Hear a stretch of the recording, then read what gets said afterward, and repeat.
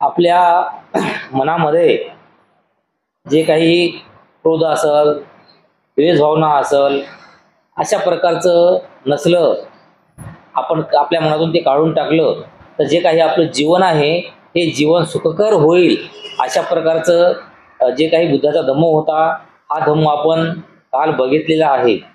आज यामध्ये आपण म्हणजे आपण स्वतः आणि आपल्या स्वतःवर जे विजय मिळवायचा त्या संदर्भामध्ये आपण बघणार आहोत. जर स्वतःला सत्व असेल व त्या सत्वावर विजय मिळवण्याचा परिपाठ ठेवावा. आणि यामध्ये असं भगवान बुद्ध सांगतात की जे काही आपण स्वतः असतो तर आपल्या स्वतःवर आपण विजय मिळवला पाहिजे. हा बौद्ध जीवन मार्ग आहे. मनुष्य हा स्वतःचा स्वामी आहे, दुसऱ्या कोणाचा स्वामी असू शकणार. तर असं भगवान बुद्ध सांगतात की मनुष्य जो आहे किंवा कोणताही जीव जे आहे तर त्या जीवामध्ये आपण स्वतःचे मालक असायला पाहिजे. दुसरा कोण आपला मालक असणार. आणि याच्यामध्ये सर्व जीवामध्ये माणूस आहे ज्याला बुद्धी म्हणतात ना, बुद्धी, अशी बुद्धी दिलेली आहे. त्यामुळं जे काही विचार असते ते विचार करण्याची शक्ती ह्या माणसाजवळ असते. आणि म्हणून प्रत्येक गोष्टीचा विचार करून त्याप्रमाणे आपलं जे काही मन असेल तर ते मन आपल्या ताब्यामध्ये ठेवलं पाहिजे आणि त्या मनाचा आपण स्वामी झालो पाहिजे, असं भगवान बुद्ध सांगतात. मनुष्य जेव्हा स्वतःचा संयम करू शकतो तेव्हा त्यांच्यासारखा स्वामी मिळणे कठीण. आणि जेव्हा आपण स्वतःवर स्वामित्व मिळवल, प्रभुत्व मिळवल किंवा स्वतःला आपण आपल्या ताब्यामध्ये ठेवल, त्यावेळेस आपण जे आहे हे पूर्ण जीवनाचं कल्याण साधू असं म्हटलं जाते. जो मूर्ख मनुष्य अरहंत, आर्य, सिलवान माणसाचे शासन उल्लंघतो आणि खोट्या धर्मसिद्धांताच्या मागे लागतो, त्याचे ते दुष्कर्म कथ्थक बोरूच्या फळासारखे त्यांच्या स्वतःच्याच विनाशाला कारणीभूत ठरते. आणि अशा प्रकारे जे काही एखादा माणूस असेल की जे मूर्ख असेल, तो माणूस जे काही आपण अरहंत पद आहे, जे काही आर्य आहे किंवा जे काही सिलवान आहे, तर असे जे काही माणसं असतील तर या माणसाचे जे काही सील भंग करण्याचा जे काही प्रयोग करतो, तर असे जे काही खोटं धर्मांताच्या जे काही धर्म जे काही ब्राह्मण धर्म सांगितलेला आहे, जे काल्पनिक आहे, खोटं आहे, तर अशा धर्माच्या मागे लागतो. तर त्याचं ते दुष्कृत्य कथक बोरूच्या फळासारखे आहे. म्हणजे जे झाड स्वतःच जीव घेते समजा, तर अशा झाडासारखं त्याचं मन आहे. आपणच पाप करतो आणि आपणच त्यामुळे मलिन होतो. आपणच पापाचा त्याग करतो. आपणच आपणाला शुद्ध करू शकतो. शुद्धी आणि अशुद्धी या स्वतःवरच अवलंबून असतात. कोणी दुसऱ्याला शुद्ध करू शकत नाही. आणि अशाप्रमाणे जे काही पाप करत असेल तर ते पाप करणं आपल्याच हातामध्ये आहे. पाप करण्यापासून थांबणं सुद्धा आपल्याच हातामध्ये आहे. आणि त्यानंतर आपलं जे काही मन आहे तर त्या मनाला शुद्ध ठेवण्याचं हे सुद्धा आपल्याच हातामध्ये आहे. जे केवळ सुखभोगासाठी हापापलेला आहे, जो असंयमित, खादाड, आळसी आणि दुबळा आहे, तो आपल्याच आतताईपणाने नाश पावेल. त्याप्रमाणे वाऱ्याने दुबळे झाड नाश पावते त्याप्रमाणे. आणि एखादं जसं मोठी हवा सुटली, मोठं एखादं वादळ जर सुटलं तर त्या वादळामध्ये कसे मोठमोठे झाड असे कोलमडून पडतात. तर त्याचप्रमाणे जे काही एखादा व्यक्ती असेल ज्याच्याकडे कोणत्याही प्रकारचा संयम नसेल किंवा तो जास्त खादाड असेल किंवा जास्त आळसी असेल किंवा जे काही शिक्षणाच्या वाऱ्यात किंवा सामाजिक क्षेत्राच्या वाऱ्यामध्ये जर दुबळा असेल, तर तो माणूस त्या झाडासारखा आहे की थोडंसं जरी हवा आली तर तो कधी कोसळून माणूस पडेल हे सांगता येत नाही. ज्याच्या ठिकाणी भोगलालसा नाही, ज्याने इंद्रिय दमन केलेले आहे, तो खाण्यात नेमस्त असतो. जो विश्वासार्ह बळकट असतो, तो ज्याप्रमाणे वज्र का पर्वत वाऱ्याने उलथून पडत नाही, त्याप्रमाणे तो पतन पावत नाही. आणि जो व्यक्ती असतो तो जे काही समजा जे काही आपले इंद्रिय असतात, आपल्या इंद्रियावर आपण विजय मिळवलेला असतो. आणि जे खाण्यामध्ये काही नियमानं खातो, जेवढं लागते तेवढंच खातो. आणि त्याचप्रमाणे जे काही दुसऱ्याच्या विश्वासाला चांगलं पटेल असे कामं करतो, तर अशासारखा जर कोणी माणूस असेल तर तो एखाद्या मजबूत झाडासारखा आहे की छोटी हवाच नाही, मोठं वादळ जरी आलं तरी ते झाड पडत नाही, त्याच्यासारखा हा माणूस राहतो. जर माणसाला स्वतः संबंधी प्रेम असेल तर त्याने स्वतःवर दक्षतेने लक्ष ठेवले पाहिजे. आणि अशाप्रमाणे जो व्यक्ती स्वतःवर प्रेम करतो तो व्यक्ती अशा सर्व गोष्टीवर लक्ष ठेवतो आणि काय चांगलं करायचं आणि काय वाईट आहे जे नाही करायचं याच्यावर आपलं लक्ष केंद्रित करतो. प्रथम स्वतःची सन्मार्गावर स्थापना करावी, मग दुसऱ्याला त्याचा उपदेश करावा.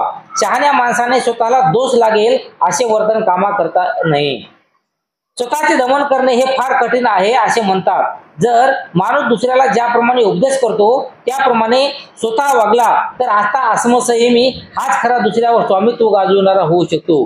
आणि अशाप्रमाणे या ठिकाणी असं सांगितलं जाते की अगोदर हे जे काही सर्व गोष्टी आहेत जे दुःख घडविणारे असतील किंवा जे वाईट गोष्टी असतील ते वाईट गोष्टी आपण स्वतः पहिले सोडलं पाहिजेत. आणि जे काही चांगल्या गोष्टी आहेत, जे काही चांगले विचार आहेत, जे काही चांगला धम्म आहे तर हे आत्मसात आपण पहिलं केला पाहिजे. आणि आपण आत्मसात केल्याच्या नंतर ते कोणाला तरी दुसऱ्याला सांगला पाहिजे. आणि समजा आपण आत्मसात नाही केला आणि फक्त दुसऱ्याला सांगलं तर काय होईल? आपणच जेव्हा ते ऐकलं नाही किंवा आपण ते आत्मसात केला नाही तर समोरचे म्हणतील यालाच काही समजत नाही त्यातलं आणि आपल्याला काय सांगते. आणि जेव्हा त्याची या गोष्टीचं पालन करत नाही आणि ते गोष्टी पालन करायला आम्हाला सांगते तर मग अशा गोष्टीचं काय महत्व आहे असं त्याला सुद्धा वाटते. मग ते बी त्या गोष्टीकडे लक्ष देणार नाही. त्याच्यामुळं प्रत्येक गोष्ट हे अगोदर आपण आत्मसात करायला पाहिजे आणि त्याच्यानंतर त्याचं जे बी प्रवचन असेल ते प्रवचन दुसऱ्याला सांगायला पाहिजे.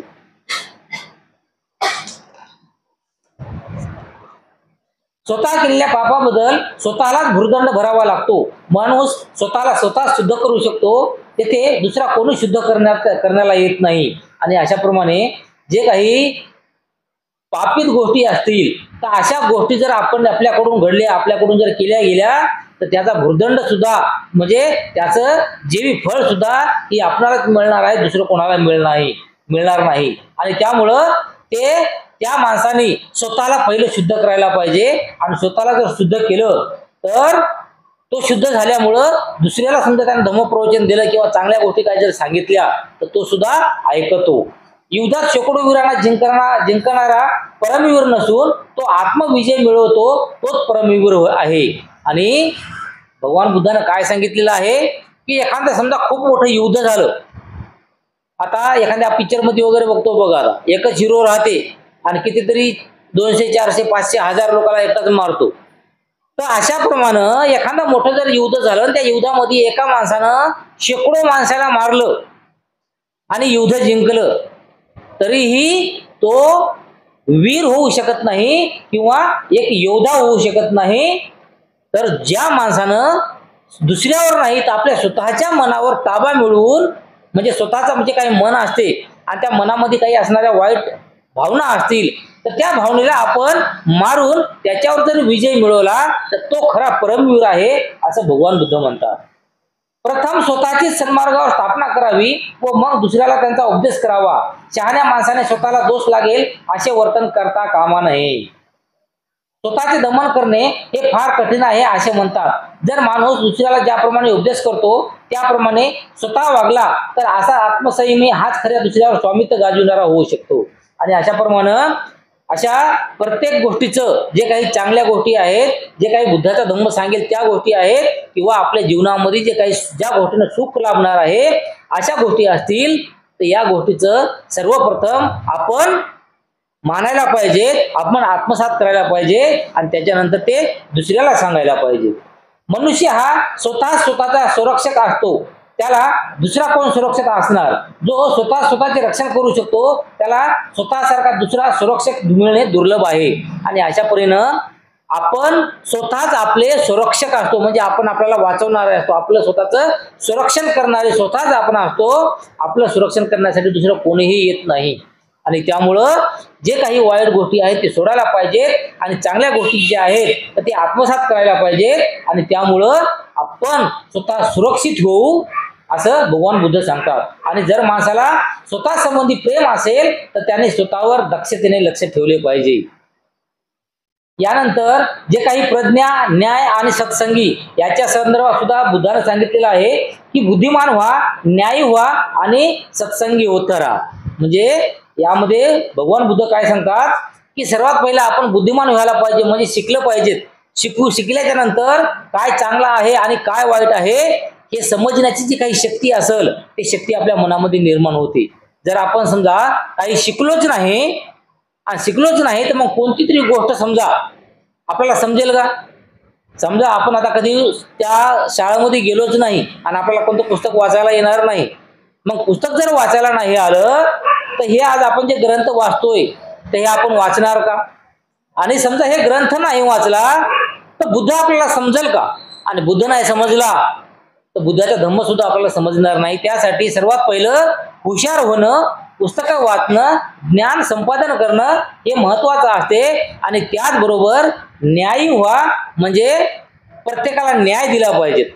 म्हणजे न्यायाच्या बाजूने प्रत्येकाची विचार केले पाहिजेत. म्हणजे उठलं की समजा दुसऱ्यांना, समोरच्याला समजा शिवी दिली की उठलं की त्याच्यावर आपण 4 शिवा द्यायच्या, म्हणजे हे न्याय नाही झाला. आणि सत्संगती बना, म्हणजे सत्संगती म्हणजे चांगल्याची संगत करा.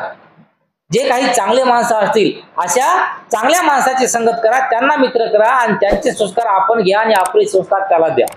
वाईटाचे संस्कार जर आपण घेतले, वाईटाची जर संगती घेतली आपण, तर आपल्याला ही वाईट होण्यासाठी जास्त वेळ लागणार नाही. आणि अशा प्रकारचा हा बौद्ध जीवन मार्ग आहे. जो मनुष्य कार्य वर्ज्य करावे हे तुम्हाला दाखवितो, जो तुमच्या दोषाबद्दल तुम्हाला वाकडताडण करतो आणि जो बुद्धिमान आहे अशा माणसाच्या मागून, ज्याप्रमाणे गुप्त धन दाखविणाऱ्या माणसामागून तुम्ही जाता त्याप्रमाणे तुम्ही जात राहा. अशा सत्पुरुषाचे अनुयायित्व हे तुमचे वाईट करणार नाही, भलेच करल. आणि या ठिकाणी बुद्ध असे सांगतात की काही गोष्टी जी आहेत हे आपण वर्ज्य करायला पाहिजे. आणि त्यानुसार जर कोणी एखादं चांगलं काहीतरी काम करत असेल किंवा तुम्हाला सांगलं असेल की हे जे काही एखादी गोष्ट आहे ती चांगली आहे, ते तू आत्मसात करायला पाहिजे, चांगलं वागायला पाहिजे, ते तू ऐकायला पाहिजे. तर असं म्हणल्याच्या नंतर ज्याला सांगितलं त्यानं ती ऐकलं पाहिजे आणि ऐकून त्याच्यासोबत गेलं पाहिजे, समजून घेतलं पाहिजे, सगळं काही ऐकून घेतलं पाहिजे. आणि जर ऐकून घेतलं तर जर समजा आता एखादा व्यक्ती असते, समजा पहिल्या काळामध्ये चलत गेलं बघा, आता तेवढं चलत नाही, धन उखायला जात असं जायचं किंवा जात गेले लोक समजा, तर एक माणूस म्हणायचा समजा, त्याला दिसते नाही दिसते काहीच माहित नाही, पण ते सांगायचं की या ठिकाणी 100% धन आहे, भांड आहे, मडकं आहे, घागर आहे, नाही तर मग मोठा रांजण आहे. बरं जमिनीतलं कोणाला दिसते? कोणालाच माहित नाही. त्याला दिसते की नाही ती त्याला माहित आहे, त्यालाच समजा काय आहे ती. अशा गोष्टीवर तर अशा काल्पनिक गोष्टी, अशा गोष्टीवर आपला विश्वास नाही. परंतु एक माणूस सांगतो की या ठिकाणी अशा प्रकारचं धन आहे, ते मला दिसतंय आणि ते मला बोलवतंय आणि ते मला म्हणते ये आणि मला घेऊन जाय. मग त्याच्यानंतर लोक म्हणतात की ते उमगलं असेल, हे झालं असेल, ते झालं असेल, खरंच याला दिसत असेल. मग त्यानं असं म्हणल्याच्या नंतर लोक शहानिशा त्याची करत नाहीत की हे खोटं आहे की खरं आहे. सरळ एक जण ते काय म्हणतात, एक जण फावडं घेईल हातामध्ये, एक जण तिकाच घेईल हातामध्ये, एक जण काहीतरी टोपलं घेईल आणि चल आत्ताच. बाकी हातामध्ये काही काम असेल ना तर ते काम सुद्धा सोडून देतील आणि चल आत्ताच जाऊ आपण खतुचे का असं म्हणतात. म्हणजे तो माणूस खरा बोलायला की खोटा बोलायला याच्यावर विश्वास बिलकुल कोणत्या गोष्टीचा म्हणजे हेच करा विचारच करत नाहीत की बाबा ते खोटा बोलत असेल, आपण कशाला जावं त्याच्यासोबत, असा विचार करतात का? नाही करत. कारण त्याचा लोभ असते आणि लोभ कशाचा असते? काहीतरी आपल्याला मिळण्याचा लोभ असते आणि त्या लोभाबाई पटकन यायला तयार होतात, आपली हातावरती कामं सोडून देतात तयार होतात आणि फक्त त्यानं आपल्याला सांगलं म्हणून त्याच्या पाठीमागं जातात. मग कवा म्हणते इथपर्यंत झाला, मग कवा इथपर्यंत गेलं मग अजून थोडंसं पुढे जावं लागतं, म्हणजे कुठपर्यंत घेऊन जाते. तरी पण त्याला विचारत नाहीत की बाबा असं कसं म्हणायला असतो, नाही आम्ही तुझ्या सोबत येतो, पुढंच चाल असं म्हणतात. म्हणजे डोळे झाकून ज्याप्रमाणे त्याच्यावर विश्वास ठेवतात आणि अशाच प्रकारे डोळे झाकून अशा माणसावर विश्वास ठेवला पाहिजे की जे काही माणूस धम्माचं सांगत असेल आणि कुठेतरी चला म्हणत असेल, काहीतरी आपल्या कामाचं आहे, काहीतरी हिताचं आहे, आपल्या काहीतरी जीवन कल्याणाचं आहे असं सांगत असेल तर त्या माणसाप्रमाणे विश्वास ठेवून आपण त्याच्या पाठीमागं गेलं पाहिजे. जो चुकल्यास रांगे भरतो, जो शिकवितो, अनुचित करण्याचा प्रतिबंध करतो, तो सुजनाला प्रिय आणि दुर्जनांना अप्रिय वाढतो. आणि अशाप्रमाणे जे काही एखादा माणूस चुकला, समजा तर चुकल्या आपण त्याच्यावर राग करतो किंवा त्याला काही शिकवण्याचा प्रयत्न करतो किंवा जे काही वाईट ते करत असेल त्याला करण्यापासून समजा आपण त्याला प्रतिबंध करतो की बाबा हे वाईट आहे असं करू नको. तर असे जे काही म्हणणारे असतात माणसं, हे माणसं प्रत्येकाच्या मनामध्ये ठसणारे माणसं असतात, ते लोकांना अप्रिय असतात. पापी आणि नीच मनुष्याची संगत करू नका, सदाचारी पुरुषाची मैत्री करा आणि श्रेष्ठ पुरुषाची मैत्री करा. आणि त्या ठिकाणी बुद्ध सांगतात की जे काही पापी माणसं असतील किंवा काही जे नीच स्वरूपाचे मनुष्य असतील, अशा माणसाची संगत तुम्ही कधीही करू नका. आणि जे काही चांगलं माणसं असतील, चांगल्या माणसाची तुम्ही मैत्री केली पाहिजे किंवा जे काही श्रेष्ठ माणसं असतील अशा मनुष्याची तुम्ही मैत्री केली पाहिजे. जो धर्मामृताने सेवन करतो त्यांचे मन गंभीर असते आणि जीवन सुखी असते. सज्जन हे श्रेष्ठ पुरुषाने उपदेशिलेल्या धर्माने आनंद पावतात. पाटकार माळी कालव्यातून आपल्या इच्छेप्रमाणे पाण्याला वळण देतो, बाणाकार बाणाला नीट वळवितो, सुतार लाकडाच्या ओळखेला वळण देतो, त्याप्रमाणे शहाणे लोक स्वतःला नियमानुसार वागण्याचे वळण देतात. आणि या ठिकाणी परत असं उदाहरणासाठी सांगलेलं आहे की एखादा जे काही माळी असेल तो शेताला पाणी देत असेल, तर शेताला पाणी देताना बरोबर समजा एखाद्याकडे खरं पाहिलं तर निसर्गाचा नियम आहे की पाणी हे फक्त ज्या ठिकाणी एका जागेवरून दुसरी जागा खालची असेल त्याच दिशेला पाणी जाते, म्हणजे खालच्या दिशेने पाणी जाते. परंतु तो जो माळी आहे एखाद्या बार वरची जागा जर भिजवायची राहिली, पिकाला समजा पाणी जर द्यायचं राहिलं तर ते बराबर इकडून उंच वट्टा करते आणि त्या पाण्याला उंचा जे साईड समजा उंच आहे अशा ठिकाणी पाठवते बराबर. त्याचप्रमाणे एखादं जे काही बाण बनवणारा माणूस आहे, तर बाण जे पहिले लाकडाचे बाण बनवून गेले बघा, लाकडाचे बाण बी आता लाकूड कसं राहत गेलं, जे काही काठी असते ते सरळ राहत गेली, पण त्या सरळ असलेल्या काठीला सुद्धा तो बाण बनवणारा माणूस बरोबर त्याला वळण देत गेलं आणि बाणाचा शेप तयार करत गेलं, त्याला दोरी बांधत गेलं आणि बाण बनवत गेलं. अशाप्रमाणे आणि ज्याप्रमाणे एखादा सुतार जे असतो, लाकूड कितीही ओबड-धोबड जरी असल तरीही त्या ओबड-धोबड लाकडापासून ते सुतार काही ना काही असं बनवते की जो किमतीवान बनवते, मौल्यवान बनते, अशी वस्तू बनवते ते. तर अशाच प्रमाणे आपण सुद्धा आपल्या मनाला वळण दिलं पाहिजे किंवा जे काही चांगल्याकडे घेऊन गेलं पाहिजे. ज्याप्रमाणे भरभक्कम कातळ हा वाऱ्याने कंप पावत नाही, त्याप्रमाणे शहाणे माणसे निंदा व स्तुतीने विचलित होत नाही. ज्याप्रमाणे खोल आणि निष्कंप तळे शांत दिसले, त्याप्रमाणे धम्म श्रवणानंतर शहाणी माणसे शांत आणि गंभीर बनतात. आणि अशाप्रमाणे जे काही माणसं असतील जे निष्कंप आहेत, म्हणजे ज्याला कोणत्याही गोष्टी समजा कोणती जाण नाही, आणि असे जर माणसे भगवान बुद्धाचा जर काही धम्म ऐकल्याच्या नंतर त्यांना जो काही चांगला रस्ता आहे किंवा जे काही चांगले कर्म करायचे आहे याच्या संदर्भामध्ये सर्व समजून येते.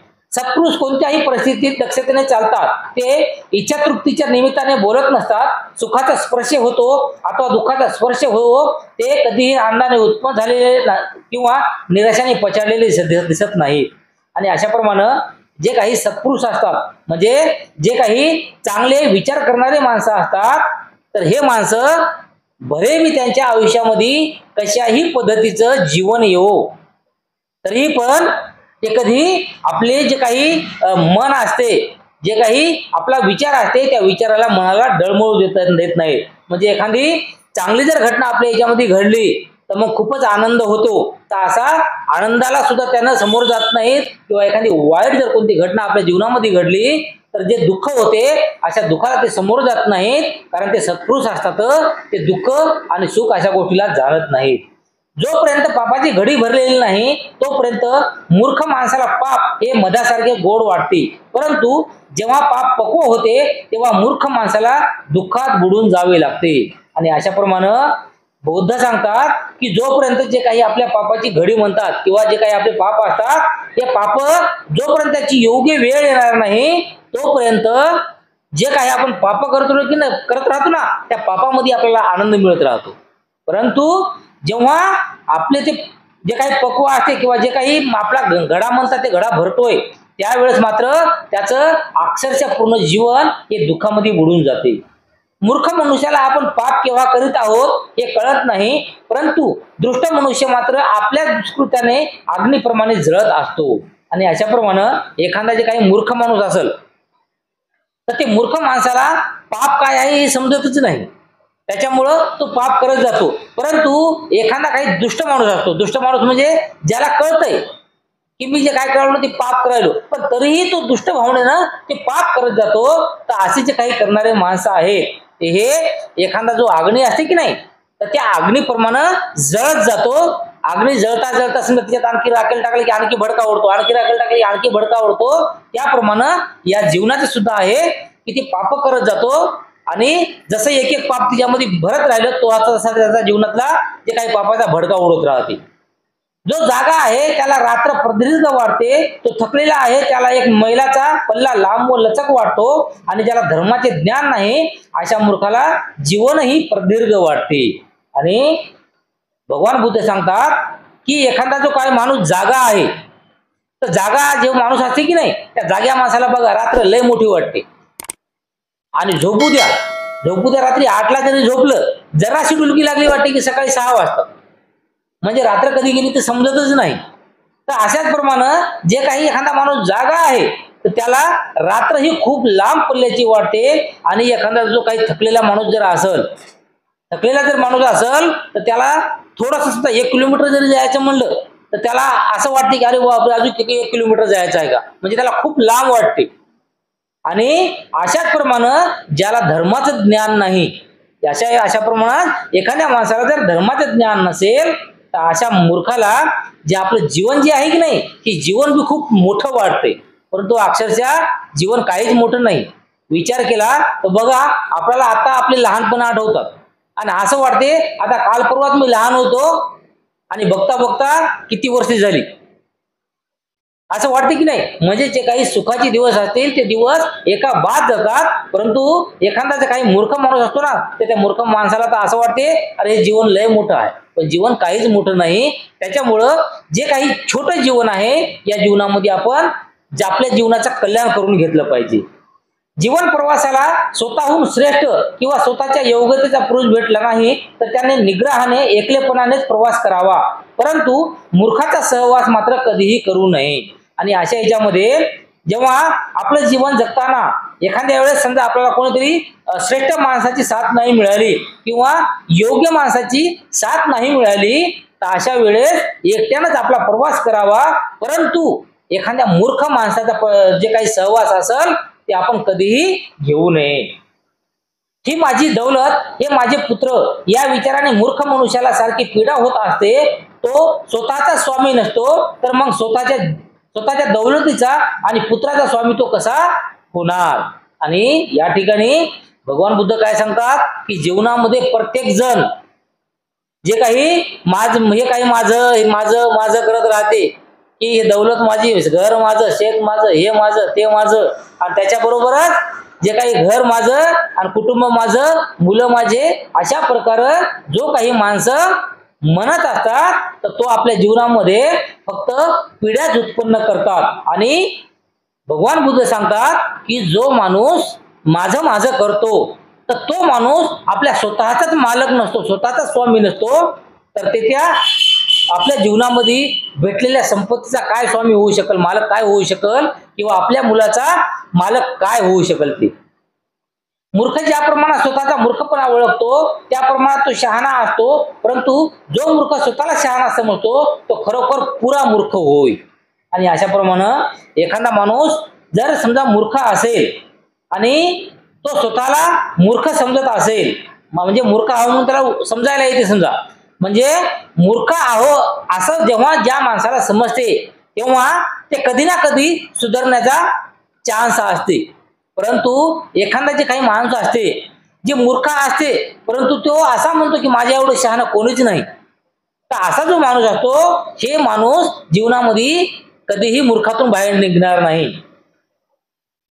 मूर्ख मनुष्याला आयुष्यभर सत्संगती लाभली तरी ज्याप्रमाणे पळीला आमटीची चव कळत नाही त्याप्रमाणे त्याला लाभलेल्या सत्संगीचे सत्य समजतच नाही.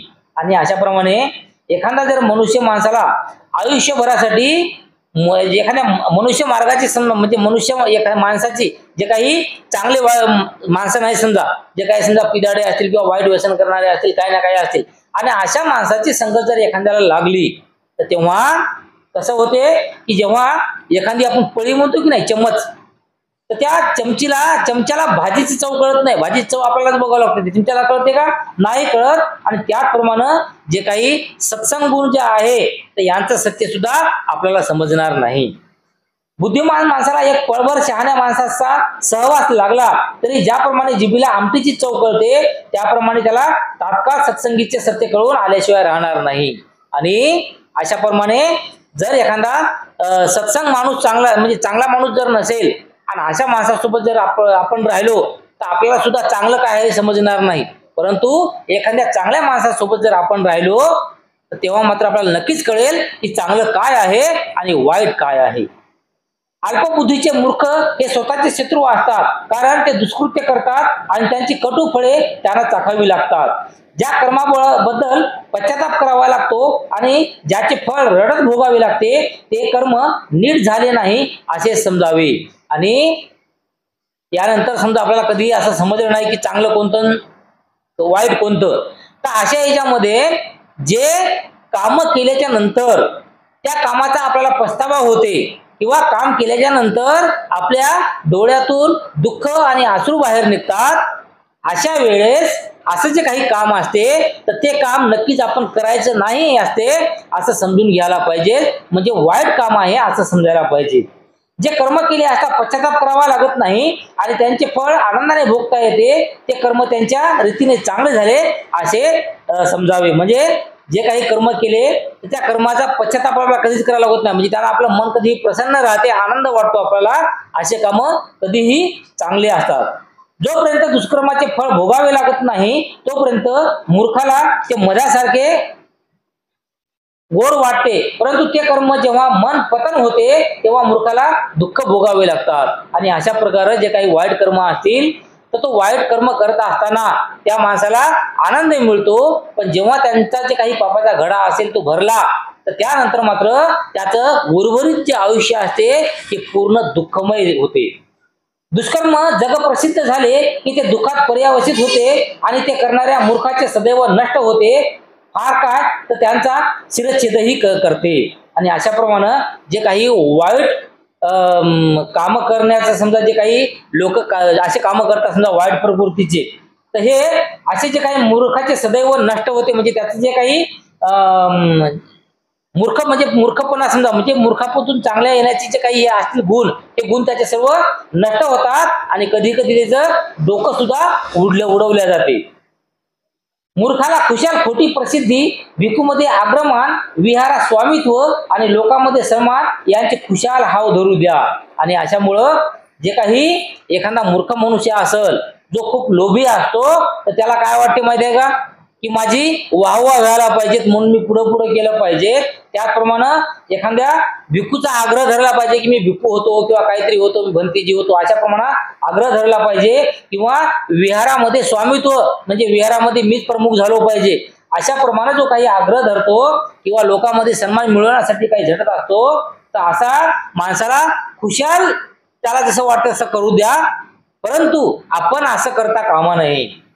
केस पिकले म्हणून काही मनुष्य वडील ठरत नाही, त्याचे वय किती होऊ द्या त्याला लोक पोकळ डौलाचा म्हातारा म्हणूनच म्हणणार. आणि अशाप्रमाणे जो माणूस वयानं मोठा झाला म्हणजे तो खूप शहाणा आहे असं नव्हे, तर ज्याने 4 पुस्तके वाचलेली असतील, ज्यानं विचार जे काही असेल ते विचार करण्याची क्षमता त्याच्याकडे असेल, तो मात्र शहाणा असतो किंवा हुशार असतो. जो सत्यवान, सद्गुणी, कारुणिक, संयमी, नेमस्त, शुद्धाचरणी आणि शहाणा आहे त्याचाच लोक वडील समजतात. आणि अशाप्रमाणे जे काही लोक सत्य म्हणजे खरं बोलतात किंवा ज्याचे गुण हे चांगले असतात किंवा तो करुणामय असते, संयमी असते म्हणजे त्याच्याकडे संयम असते आणि सर्वापुढं तो लीन होणारा असतो, नेमस्त असतो आणि ज्याचं जे आपलं आचरण जे असते ते सदा शुद्ध आचरण असते, तर अशा प्रकारचा जो काही व्यक्ती असतो तर त्याला सर्व समाज हे वडील समजतात. कितीही बहुभाषी असला, वर्णाने कितीही सुंदर असला, तरी तो मच्छरी क्रूपण अप्रामाणिक आहे, तो सन्मानास पात्र ठरत नाही. आणि याच्या ठिकाणी हे सर्व दुर्गुण नाहीत, ज्याचे दुर्गुणाचे आमूलाग्र उच्चाटन झालेले असते, तो दोषमुक्त आणि शहाणा असतो, तो सन्माननीय आहे. आणि अशाप्रमाणे जरी एखादा व्यक्ती असेल, त्या व्यक्तीला बरेच समजा जास्तीत जास्त भाषा येत असतील, किंवा तो एखादा दिसायला सुद्धा खूप सुंदर असेल, परंतु अशा गोष्टीमुळं तो वडील किंवा शहाणा ठरत नाही, तर तो दिसायला समजा एखादा चांगला बी नसेल, परंतु त्यानं विचार करण्याची काही क्षमता त्याच्याकडे असेल, जे काही दुर्गुण आहे ते दुर्गुण त्याच्याकडे नसतील, आणि ज्याप्रमाणे जे काही चांगलं वागणं, चांगलं विचार करणं अशा गोष्टी त्याच्याकडे असतील, तर तो वडील होऊ शकतो. जो मनुष्य एखादी गोष्ट हौशेने तडीच नेतो, तो न्यायी नव्हे, उलट जो सत आणि असत यात भेद करतो, तो स्वतः पंडित असून इतरांना मार्ग दाखवितो, जो स्वतः धर्माचे रक्षण असून हिंसेऐवजी बुद्धीने आणि धर्माने मार्गदर्शन करतो, त्यालाच न्यायी पुरुष म्हणावा. आता याच्यामध्ये न्यायाबद्दल सांगितलं की न्यायी कोणाला म्हणावं, म्हणजे न्याय करणारा माणूस कोणाला म्हणावं. तर एखादा माणूस फक्त हौशेने, की दोघांचा समजा वाद होत असेल, दोघांचं भांडण होत असेल, तर उगा फक्त मध्यस्थी करण्यासाठी, किंवा त्या दोघांना मला काहीतरी मिळालं पाहिजे, किंवा त्या दोघांना मला मोठं म्हणलं पाहिजे असं म्हणून तो फक्त जातो त्याच्या वाद सोडवायला, तर तो न्यायी माणूस होऊ शकत नाही. तर तेव्हा तो चांगले विचार करणं आणि चांगले विचार करून ते चांगले विचार इतरांना सुद्धा दाखवले, आणि जे काही धर्माचं रक्षण केलं, किंवा हिंसा जी आहे तर या हिंसेऐवजी बुद्धीने आणि धर्माने मार्गदर्शन जर समोरच्या माणसाला केलं, तर असा माणूस न्यायिक होऊ शकतो. फार बोलतो एवढ्यावरूनच कोणीही पंडित ठरत नाही. जो क्षमाशील आहे, जो द्वेष आणि भय यांच्यापासून मुक्त झाला आहे, तोच पंडित होय. फार बोलता एवढ्यावरूनच कोणी धम्माला आधारस्तंभ ठरत नाही. जरी माणसाचे ज्ञान अल्प असले, तरी जो धम्माला साक्षात पाहतो, तो धम्माची कधी हेळसांड करीत नाही, आणि तोच धम्माचा आधारस्तंभ असतो. आणि अशाप्रमाणे एखादा व्यक्ती आहे की जो स्वतःला पंडित म्हणून घेते, आणि जो समाजशील आहे, म्हणजे प्रत्येकाला क्षमा करण्यासारखा आहे, आणि जे काही द्वेष असेल, जे काही भय असेल, अशापासून जे काही मुक्त झालेला माणूस आहे, तोच खरा पंडित आहे. आणि एवढ्यावरून समजा जे काही एखादा माणूस कमी बोलत असेल, जास्त न बोलता कमी बोलत असेल, परंतु जे काही आहे ते वैचारिक बोलत असेल, विचार करून बोलत असेल, किंवा काही गाथा असतील ते गाथा पाठ करत असेल, तर असा जो काही माणूस असतो, तर तो धम्माचा आधारस्तंभ आहे असं म्हणतो. मनुष्याला दूरदर्शी, शहाणा, संयमी सहचारी भेटला तर त्याने त्याचा सहवास करावा, त्यांच्याबरोबर आल्या संकटात मात करावी, आनंदाने परंतु विचारीपणाने त्यांची संगत धरावी.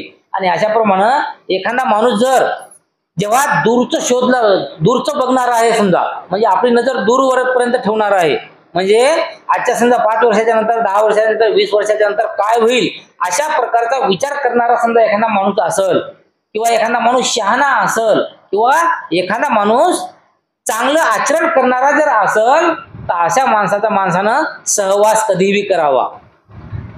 त्याच्याबरोबर समजा एखाद्या वेळेस आपल्यावर संकट आली, आता कधी कधी होती बघा, चांगल्या गोष्टी करता करता बऱ्याच संकट आपल्या आईला ओढवतात, तर अशा वेळेस संकटे जरी आली तरीही त्या संकटाच्या आनंदानं आपण स्वीकार करावा, आणि त्या चांगल्याची संगत धरून राहायला पाहिजे. ज्या माणसाला दूरदृष्टीचा, शहाणा, संयमी, सोबती लाभला नाही, तर जसा एखादा राजा जिंकलेला प्रदेश मागे सोडून वनराजाप्रमाणे एकटाच पुढे जातो, त्याप्रमाणे त्याने आपला जीवन पथ एकट्यानेच आक्रमावा. आणि अशामध्ये जर एखादा माणूस, त्या माणसाला समजा दूरवरचा विचार करणारा एखादा माणूस नाही भेटला, एखादा शहाणा माणूस नाही भेटला, किंवा एखादा संयमी माणूस नाही भेटला, तर काही हरकत नाही, परंतु वाईट माणसाची संगत न करता एकट्यानं त्यानं समोर गेलं पाहिजे, समोर चलत राहिलं पाहिजे. एकांत पत्करला, परंतु मूर्खाची संगत नको, पाप करू नये, आणि अगदी थोडक्यात इच्छा ठेवून वनराजाप्रमाणे एकटेच आपला जीवन पथ आक्रमित राहावे. आणि अशाप्रमाणे जरी समजा चांगल्या माणसाची संगत आपल्याला नाही मिळाली तर काही हरकत नाही, पण वाईटाची संगत आपण कधी धरू नये, आणि एकटंच आपण एखाद्या म्हणजे जंगलामध्ये चालल्यासारखं, किंवा दूरपर्यंत चालल्यासारखं एकट्यानंच आपलं समोर जात राहावं. प्रसंग पडेल तर मित्र सुखदायक आहेत, कारण काही असले तरी भोगस सामग्री सुखदायक आहे, कारण काही असले तरी सत्कर्म हे सुखदायक आहे. मरणाची घडी जवळ आली असता सत्कर्म सुखदायक आहे आणि दुःखाचा त्याग सुखदायक आहे. आणि अशाप्रमाणे जसं आपले जे काही मित्र असतात, जे काही सद्गुणी मित्र असतात, चांगले मित्र असतात, तर हे मित्र आपल्याला कधीही सुखदायक असतात, सुख देणारे असतात. आणि त्याचप्रमाणे जे काही भोग सामुग्री म्हणजे जे काही आपल्याला अत्यावश्यक जे काही सामग्री असेल तर ते सामग्री सुद्धा आपल्याला सुखदायक आहे. आणि त्याप्रमाणेच आपल्याला जे काही आपल्या हातून घडणारे सत्कर्म असतील, चांगले कर्म असतील, हे सुद्धा सुखदायक आहे. आणि जसं जसं आपण कालांतराने समजा जसं आपलं वय वाढते आणि आपण मरणाच्या जवळ जवळ जातो, ते सुद्धा सुखदायकच आहे असं आपण म्हणायला पाहिजे. आणि जे काही आपल्या जीवनामध्ये दुःख आलेले आहेत तर त्या दुःखाचा त्याग करणं हे सुद्धा आपल्याला सुखदायकच आहे. जगात मातेची अवस्था सुखकर आहे, पित्याची अवस्था सुखकर आहे आणि श्रमणाची अवस्था सुखकर आहे. तसंच या जगामध्ये म्हणजे ज्याने आपल्याला जन्म दिला अशा मातेची अवस्था सुखकर आहे, जे काही पिता असतील त्यांची अवस्था सुखकर आहे. आणि जे काही सांगतो आणि सांगल्याच्या नंतर जे काही ऐकणारे असतील तर ते ऐकणारे सुद्धा सुखकर आहेत. वार्धक्यातही टिकणारा सद्गुण सुखदायक आहे. खोलवर मुळे जाऊन दूर झालेली श्रद्धा सुखकर आहे. ज्ञानार्जन सुखदायक आहे आणि पाप त्याग सुखदायक आहे. आणि अशामध्ये जे काही वार्धक्य म्हणजे समजा म्हातारपण पुढचं जे आपलं काळ असते ना, जे माणसं जर्जर होतात, तर अशा जर्जर झालेल्या म्हातारपणात सुद्धा म्हणजे माणूस टिकून राहतो, कोणत्याही प्रकारची हिंमत हरत नाही. तर त्याचे जे काही सद्गुण असतील तर ते सद्गुण सुखदायक आहेत. एखाद्याप्रमाणे जसं एखादं मोठं झाड असते आणि जेवढं मोठं झाड झालं तर तेवढं मोठं बघा त्याला त्या याच्यापासून हवेपासून जास्त धोका असतो. म्हणजे जेवढं झाड मोठं झालं तेवढी त्याला हवा जास्त लागते ना, ते झाड पडण्याची शक्यता असते. त्याच्यामुळे ते झाड काय करते, आपली मुळं जी आहेत तेवढेच खोलवर घालते की कोणत्याही वादळापासून आपल्याला धोका निर्माण झाला नाही पाहिजे. आणि अशा प्रकारे जे काही आपली श्रद्धा आहे ही श्रद्धा सुद्धा खोलवर असली पाहिजे तर आपण सुखकारक आहे. आणि त्याप्रमाणे जे काही आपण ज्ञान संपादन केलं, जे काही पुस्तक वाचलेले असतील, जे काही अभ्यास केलेला असेल ते सुद्धा सुखदायक आहे. आणि आपल्या जीवनामध्ये जे काही आपण पापाचा त्याग केलेला आहे ते सुद्धा सुखदायक आहे.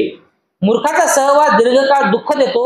शत्रूच्या सोबतीप्रमाणे मूर्खाची सोबत दुःखदायक आहे. आपतेष्टाच्या भेटीप्रमाणे सत्संगत ही सुखकार आहे. आणि अशाप्रमाणे जे काही मूर्खाचा सहवास आपल्याला समजा लागला दीर्घकाळ तर ते फक्त आपल्याला दुःख देतो, परंतु जे काही शत्रूच्या सोबतीप्रमाणे मूर्खाची सोबत दुःखदायक आहे. म्हणजे एखादा शत्रू आपल्या सोबत असल्यासारखं एखादा जे काही वाईट सोबतीचा माणूस असेल तर ते सुद्धा आपल्याला दुःखदायकच आहे. आणि जे काही आपले नातलग असतील तर त्या नातलगाच्या भीतीमुळं जे काही आपल्याला चांगले समजा आपले विचार समजा किंवा चांगलं आपल्याला वाटते तर हे सुखकर आहे. म्हणून माणसाने शहाण्या, बुद्धिमान, पंडित, क्षमाशील, कर्तव्यदक्ष श्रेष्ठाच्या मार्गाने जावे. ज्याप्रमाणे चंद्र नक्षत्राच्या मार्गाने जातो त्याप्रमाणे अशा प्रज्ञावान सुज्ञानाचे अनुयायी व्हावे. आणि अशाप्रमाणे ज्या माणसाने जे काही शहाणा माणूस असेल, बुद्धिमान असेल, एखादा पंडित असेल किंवा एखादा क्षमा करणारा माणूस असेल किंवा एखादा आपल्या जीवनाचे जे काही कर्तव्य असेल ते कर्तव्यदक्ष म्हणजे पूर्ण कर्तव्य पार पाडणारा माणूस असेल तर अशा माणसाच्या मार्गाने जावे असं या ठिकाणी सांगले जाते. डामडौल, प्रीती आणि आसक्ती यांच्या उपभोगाची काळ धरू नका. ज्याच्या ठिकाणी कळकळ आहे त्यांच्या वाटेला पुरेसा आनंद येतो. आणि अशाप्रमाणे जे काही माझ्या जीवनात सर्व काही आहे असं ज्याप्रमाणे म्हणजे सर्व काही समजा धन संपत्ती सर्व काही आपल्या जीवनामध्ये आहे अशा प्रकारे काही माणूस असेल किंवा त्या माणसाची काही आसक्ती असेल तर अशा जे काही गोष्टी असतील तर अशा गोष्टीची तुम्ही काय धरू नका. अशामुळं फक्त आपल्याला दुःख मिळतात. परंतु ज्याच्या ठिकाणी कळकळ आहे म्हणजे एखादा व्यक्ती असेल त्या व्यक्तीला दुसऱ्याविषयी कळकळ असेल आणि कळकळ असल्यामुळे समजा ते दान धर्म करतोय, दुसऱ्याचे काही सुखदुःख बघतो, असा जो काही माणूस असेल तर अशा माणसाच्या वाट्याला कधीही आनंद निर्माण होते. आंतरिक तळमळीने पंडित जेव्हा अंगच्या गर्वाचा निराश करतो तेव्हा तो शहाणपणाच्या एकाहून उंच अशा शिखरावर चढून मूर्खाकडे तुच्छतेने पाहत असतो. दुःखातून विमुक्त झालेल्या माणसाला पाहत असतो, त्याप्रमाणे दुःखात मग्न असलेल्या जनमर्दाकडे दृष्टिक्षेप करीत असतो. आणि अशाप्रमाणे जे काही तळमळ करणारा जो काही मनुष्य असेल, जो आपल्यापाशी असलेला काही गर्व असेल, तर त्या गर्वाचा जे काही निराश करतो, म्हणजे त्या गर्वाला आपल्या मनामधून हाकलून टाकतो की गर्व फिरव काहीच नाहीये, मी साधारण माणूस आहे, असं जेव्हा आपण ते समजतो तेव्हा ते एका उंच टेकड्यावर गेल्यासारखा किंवा एखाद्या उंच बिल्डिंगवर गेल्यासारखा आहे. आणि उंच बिल्डिंगवर किंवा उंच एखाद्या टेकड्यावर जाऊन तो खाली जे मूर्ख आहेत समजा सर्व काही, जे वरी जाण्याचा प्रयत्न करत नाहीत, अशा माणसाकडे बघत असतो.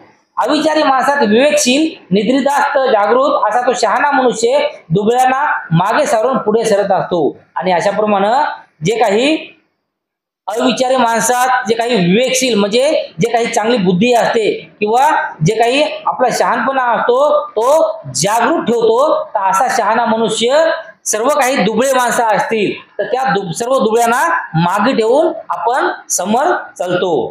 त्यानंतर विवेकशीलता आणि एकाग्रता.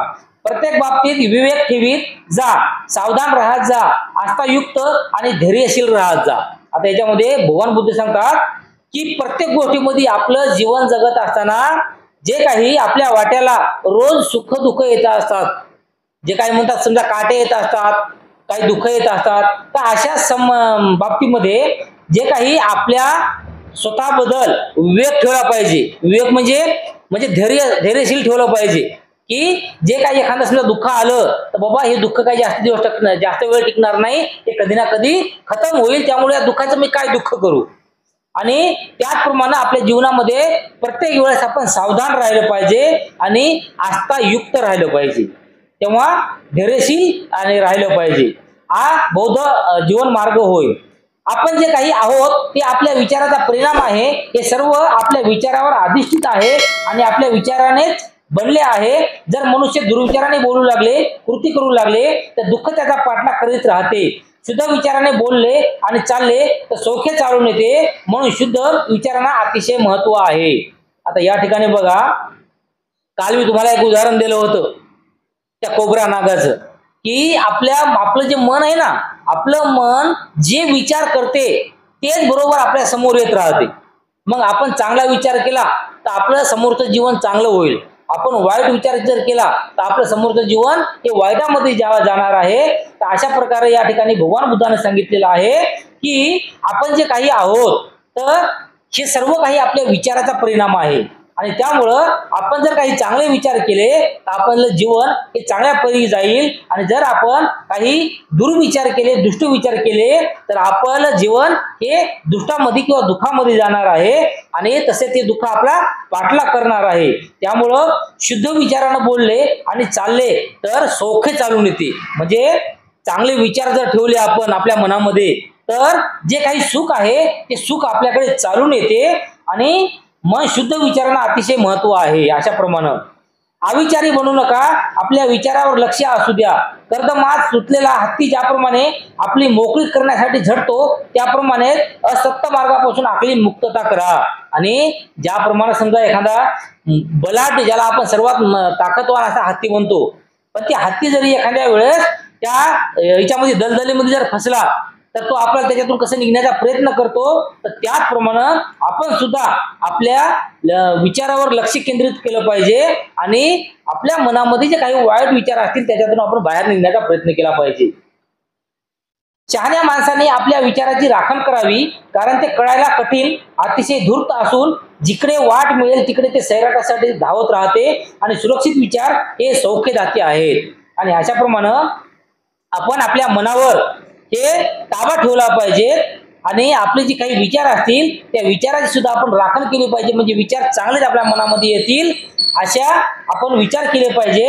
आणि चांगले जे काही विचार असतील तर हे विचार मात्र आपल्याला सरासरी कधी कधी काय होते माझ्या कळतच नाहीत, तर ते कळायला खूप कठीण असतात. कारण तर भगवान बुद्धाचा जो धम्मच आहे हा धम्मच सरासरी लवकर कळतच नाही.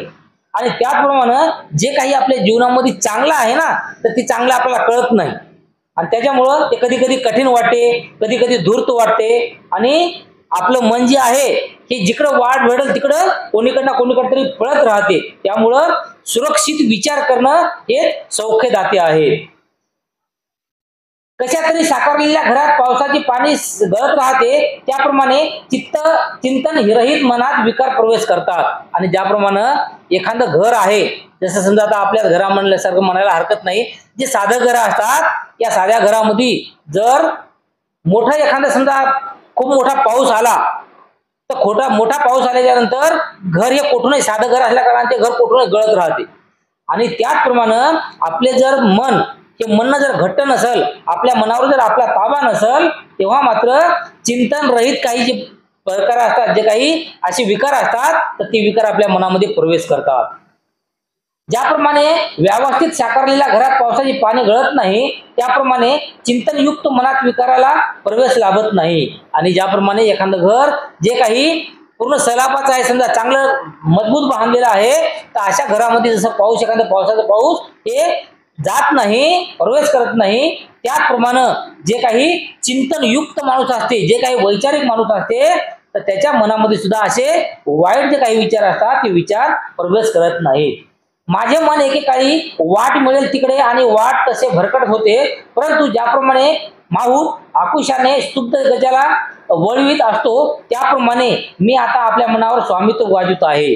आणि अशा प्रमाणे या ठिकाणी सांगितलेलं आहे की ज्याप्रमाणे एखादा समजा ते लोखंडाचं काम करणारा, म्हणजे सेंटरिंगचं काम समजा, तर सेंटरिंगचं काम करणारा जे गजाळ्या असतात ना, गजाळ्या कशा असतात, सरळ असतात, परंतु सेंटरिंगचे काम करणारा माणूस त्या गजाळीच्या याला बरोबर आकार देतो, त्याला चौकोनी करतो, पाचकोनी करतो, जसं म्हणलं तसं त्याला आकार देतो आणि त्या घर बांधकामाच्या कामासाठी आणतो. त्याचप्रमाणे आपलं सुद्धा आपल्या मनावर स्वामित्व असलं पाहिजे, आपण आपल्या मनाचे मालक असलो पाहिजे, आणि त्यामुळं आपण आपल्या मनाला जसं पाहिजे तसं पळवलं पाहिजे. दुर्विचार आणि सैराट अशा मनाला काबूत ठेवणे ही उत्तम गोष्ट आहे. काबूत ठेवलेले मन सुखाचे उगमस्थान आहे. दूरवर भरकटणाऱ्या मनाला लगाम घालणारे काम बंधनापासून विमुक्त होतात. आणि अशाप्रमाणे जे काही आपलं मन असते, जे कुठं दूरवरपर्यंत पळत असते, तर अशा दूर पळणाऱ्या मनाला आपण लगाम घातला पाहिजे, थांबवलं पाहिजे. जर माणसाची श्रद्धा असेल नसली तर सद्धर्म त्यास अज्ञान असेल, आणि जर त्यांची मनस्थिती बिघडलेली असेल तर त्याची प्रज्ञा दोषरहित असू शकत नाही. आणि अशाप्रमाणे जर एखादा माणूस हा श्रद्धावान जर नसला तर त्याच्यापाशी जे काही सद्धर्म असेल ते सद्धर्म त्याच्यापाशी राहणार नाही. आणि जर एखाद्याची जर मन शांती ही बिघडलेली असेल, म्हणजे त्याच्या मनाला जर शांती नसेल, तर तेव्हा त्याला प्रज्ञा सुद्धा दोषरहित असू शकत नाही. एक ज्येष्ठा दुसऱ्या ज्येष्ठाला किंवा एक शत्रू दुसऱ्या शत्रूला जितका उपद्रव देतो, त्यापेक्षा वाईट मार्गाने वळलेले माणसाचे मन अधिक उपद्रव निर्मिते. आई बाप आपतेष्टापेक्षाही चांगल्या मार्गाकडे वळलेले मन आपले अधिक हित करते. आणि अशाप्रमाणे जे काही आपलं मन आहे, तर या मनावर आपण पूर्ण ताबा ठेवला पाहिजे, मनाला कुठेही पळू देता कामा नये. जागरूकता, कळकळ आणि धैर्य. शहाणा मनुष्य आपल्या जागरूकतेने निष्काळजीपणा बाजूला सारून प्रज्ञेच्या शिखरावर चढतो आणि दुःख विमुक्त होऊन तो तेथून दुःखात सापडलेल्या मानव जातीकडे पाहत असतो. शहाण्या माणसाच्या दृष्टीत मूर्ख हा पर्वत शिखरावरून दरीत दिसणाऱ्या माणसासारखे आहे. आणि अशाप्रमाणे या ठिकाणी असं सांगितलं जातं की जो काही माणूस जागरूक आहे, म्हणजे पूर्ण काय करायचं काय नाही करायचं अशाप्रमाणे जे काही माणूस जागरूक आहे, तर असा माणूस एखादी जे काही प्रज्ञा असते, प्रज्ञाचं शिखर समजा, किंवा एखादा आपण त्याला म्हणू माडी समजा, किंवा माडीवर असल्यासारखं किंवा पहाडावर गेल्यासारखं तो प्रज्ञेच्या शिखरावर जातो.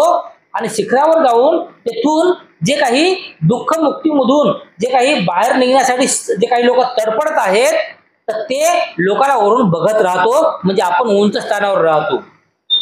निष्काळजी लोकांमध्ये जागरूक, निंद्रितामध्ये जागृत असा तो शहाणा मनुष्य घोडा जसा उडेल तोडूला मागे टाकून पुढे जात असतो, तशी प्रगती करीत असतो. आणि अशाप्रमाणे जे काही एखादा माणूस जे काही निष्काळजी लोकांमध्ये एखादा जे जागरूक असलेला मनुष्य, म्हणजे चांगला मनुष्य, किंवा एखादा झोपेत असलेल्या माणसामध्ये जर एखादा जागृत असणारा मनुष्य, ज्याप्रमाणे एखादा घोडा कसा सगळ्या माणसाला मागे टाकून सुसाट पळतो, तर त्याप्रमाणे हा जागरूक माणूस जी आहे याचं सुद्धा जे काही आपल्या प्रज्ञेमध्ये ते सुसाट पळत असतो आणि सगळ्याच्या समोर जात असतो.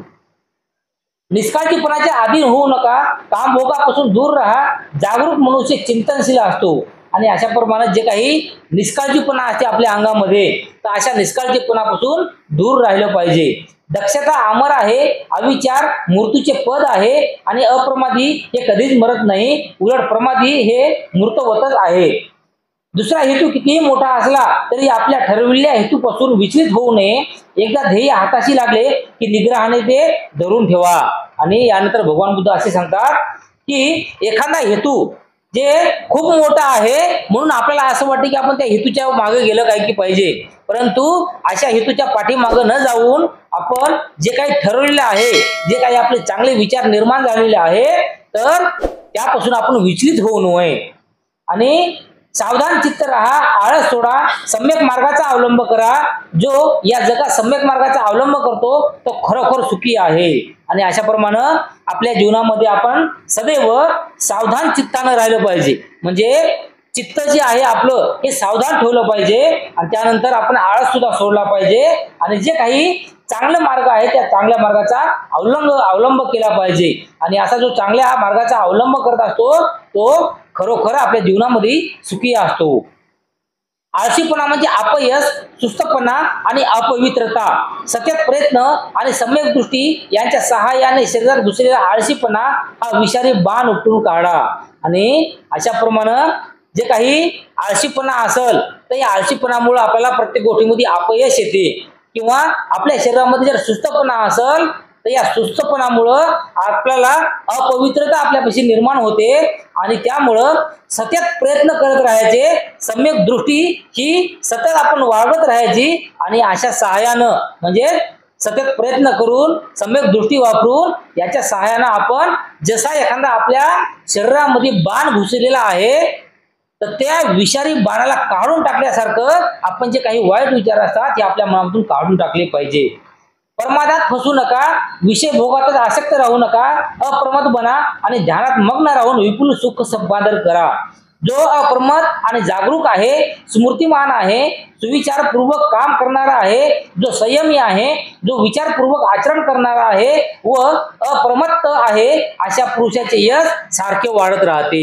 आणि असं आपल्या जीवनामध्ये जो काही माणूस असेल तो सदैव जागरूक असते. त्याप्रमाणे त्याची जे काही स्मृती असते तर ते स्मृती म्हणजे प्रत्येक गोष्ट आठवण ठेवून करते. ते जे काही समोर करायचं असेल ते बी आणि मागच्या बी काही गोष्टी असतील अशा गोष्टीची तो आठवण ठेवतो आणि प्रत्येक गोष्ट सुविचारपूर्वक करतो. आणि जो संयम ठेवतो तर असा जो काही विचारपूर्वक माणूस आहे, जो आचरण करणारा माणूस आहे, तर तो व्यक्ती एखाद्या असा पुरुष म्हणजे एखाद्या यशाच्या मागे असा धावतो की सर्व त्याच्या जीवनामध्ये त्याचं जीवन हे सर्व कल्याणकारक होते, सुखकारक होते. आणि असं या ठिकाणी जे भगवान बुद्धाचा जे काही धम्म आहे हे या ठिकाणी सांगितलेलं आहे. त्यामुळं आजचं जे बुद्धाचा धम्म आहे हा धम्म या ठिकाणी आपण थांबणार आहोत.